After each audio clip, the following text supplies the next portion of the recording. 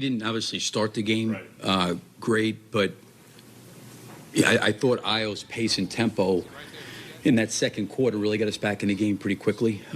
He was downhill. I think part of the reason why he's shot the ball better, one is I think he's invested a lot of time in it.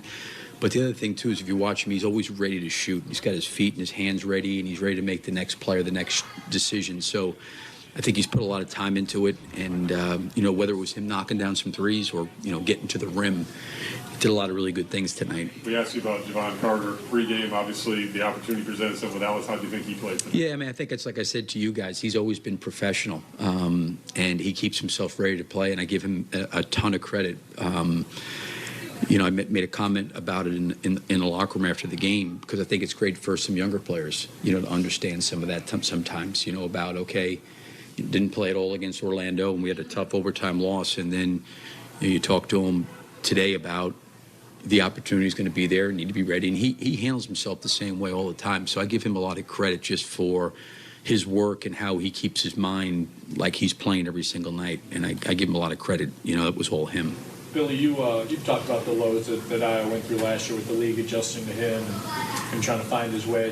When did you know, you saw the work he was putting in the summer, when did you know, whether it was in training camp, once there were live scrimmages against NBA guys, that, okay, he got it. He's fixed some of the stuff that he needed to fix? I felt like in training camp you could see signs that he was starting to do those things. Like even if he wasn't completely making the level of play that he made tonight, you can see that his intention and mindset was to do that. So you saw him, I think, making those decisions in training camp. And, I think he has a much better feel right now, Joe, of how he is being guarded and what are his things that he can go to with the way he is being guarded. And, a lot of times teams are trying to keep him out of the lane, so they would run under on a lot of his screens, they try to catch him, or they'd back way up off of him. And I think he's worked to get himself ready to shoot, and he's got confidence in himself shooting it, and that's been like a solution for it. Some of it's been twisting screens and going back in a different direction. Some of it's been turning down screens.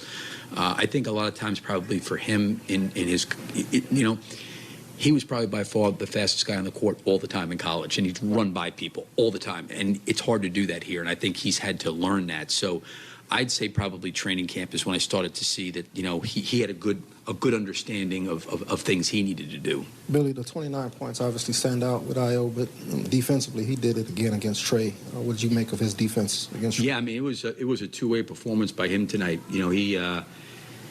He's got incredible stamina and endurance. I say in a lot of ways it's a skill. I've been fortunate, like Haslam had it, Joe Kim had it. Like the more fatigued and tired they get, like the more stubborn they get and the more competitive and the more they push. And he's got that, I think, in him. He can really keep his motor running high. But for him to do what he did offensively and then to play the defense he did, was pretty remarkable performance on both ends with the number of minutes he got.